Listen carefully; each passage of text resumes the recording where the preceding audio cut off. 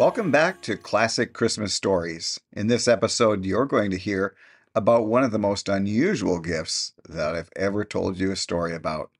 So gather the family and enjoy this holiday story.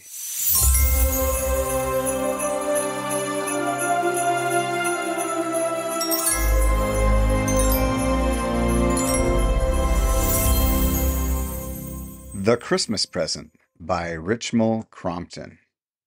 Mary Clay looked out of the window of the old farmhouse. The view was dreary enough, hill and field, and woodland bare, colorless, mist-covered, with no other house in sight. She had never been a woman to crave for company. She liked sewing. She was passionately fond of reading. She was not fond of talking. Probably she could have been very happy at Crom Farm, alone. Before her marriage, she had looked forward to the long evenings with her sewing and reading. She knew that she would be busy enough in the day, for the farmhouse was old and rambling, and she was to have no help in the housework. But she looked forward to quiet, peaceful, lamp-lit evenings. And only lately, after 10 years of married life, had she reluctantly given up the hope of them. For peace was far enough from the old farm kitchen in the evening.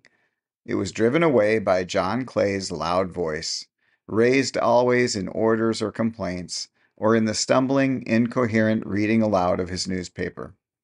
Mary was a silent woman herself, and a lover of silence. But John liked to hear the sound of his own voice. He liked to shout at her, to call for her from one room to another.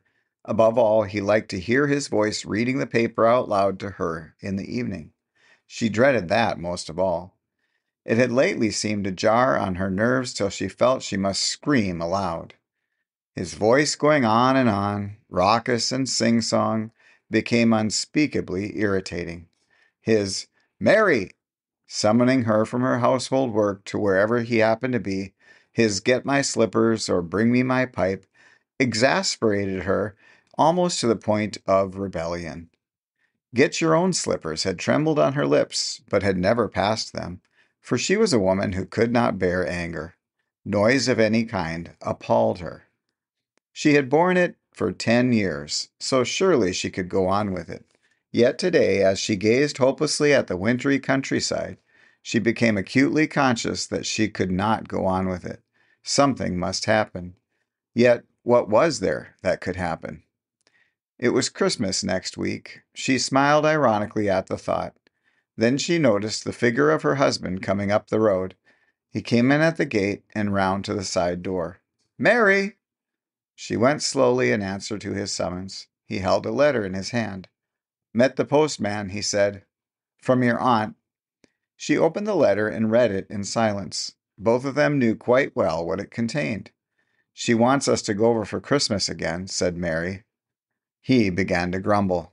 "She's as deaf as a post. She's almost as deaf as her mother was. She ought to know better than to ask folks over when she can't hear a word anyone says." Mary said nothing. He always grumbled about the invitation at first, but really he wanted to go. He liked to talk with her uncle.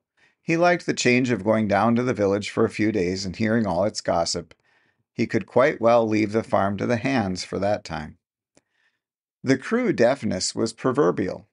Mary's great-grandmother had gone stone deaf at the age of 35. Her daughter had inherited the affliction from her granddaughter. The aunt with whom Mary had spent her childhood had inherited it also at exactly the same age. "All right," he said at last, grudgingly, as though in answer to her silence. "We'd better go. Write and say we'll go." It was Christmas Eve. They were in the kitchen of her uncle's farmhouse. The deaf old woman sat in her chair by the fire, knitting. Upon her sunken face there was a curious, sardonic smile that was her habitual expression. The two men stood in the doorway. Mary sat at the table, looking aimlessly out of the window. Outside, the snow fell in blinding showers. Inside, the fire gleamed on the copper pots and pans, the crockery on the old oak dresser, the hams hanging from the ceiling. Suddenly, James turned. "Jane!" he said. The deaf woman never stirred. "Jane!" Still there was no response upon the enigmatic old face by the fireside. "Jane!" She turned slightly towards the voice. Get them photos from upstairs to show John, he bawled. What about boats? She said. Photos, roared her husband. Coats? She quavered. Mary looked from one to the other. The man made a gesture of irritation and went from the room. He came back with a pile of picture postcards in his hand. It's quicker to do a thing oneself, he grumbled. They're what my brother sent from Switzerland, where he's working now. It's a fine land, to judge from the views of it. John took them from his hand. She gets worse, he said, nodding towards the old woman.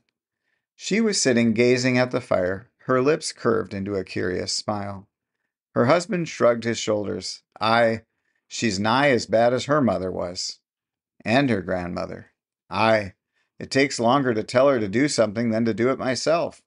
And deaf folks get a bit stupid, too. Can't see what you mean. They're best let alone. The other man nodded and lit his pipe. Then James opened the door.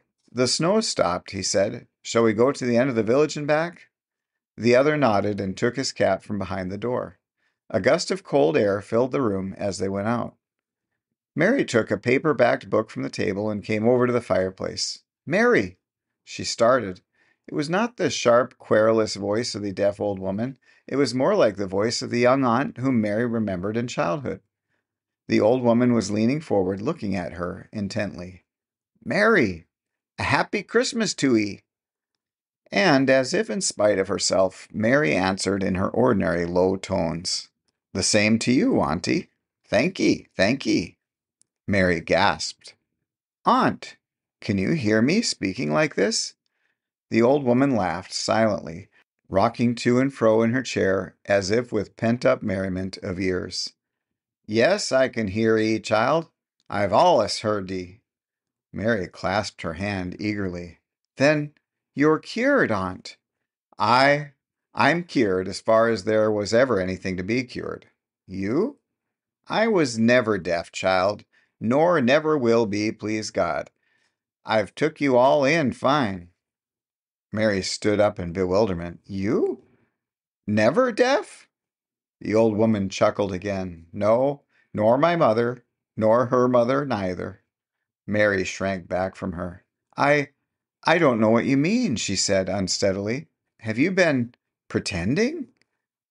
I'll make you a Christmas present of it, dearie, said the old woman. My mother made a Christmas present of it when I was your age, and her mother made her one. I haven't a lass of my own to give it to, so I give it to you. It can come on quite sudden-like if you want it. And then you can hear what you choose and not hear what you choose. Do you see? She leaned nearer and whispered, You're shut out of it all, of having to fetch and carry for 'em, answer their daft questions, and run their errands like a dog. I've watched you, my lass. You don't get much peace, do you? Mary was trembling. Oh, I don't know what to think, she said. I couldn't do it. Do what you like, said the old woman. Take it as a present anyways. The crew deafness for a Christmas present. She chuckled. Use it or not as you like. You'll find it main amusin' always. And into the old face there came again that curious smile, as if she carried in her heart some jest fit for the gods on Olympus. The door opened suddenly with another gust of cold air, and the two men came in again, covered with fine snow. I'll not do it, whispered Mary, trembling. We didn't get far. It's coming on again, remarked John, hanging up his cap. The old woman rose and began to lay the supper, silently and deftly, moving from cupboard to table without looking up. Mary sat by the fire, motionless and speechless, her eyes fixed on the glowing coals. Any signs of the deafness in her? Whispered James, looking towards Mary. It come on my wife just when she was at that age. Aye, so I've heard. Then he said loudly, Mary! A faint pink color came into her cheeks, but she did not show by look or movement that she had heard. James looked significantly at her husband. The old woman stood still for a moment, with a cup in each hand, and smiled her slow, subtle smile. The end.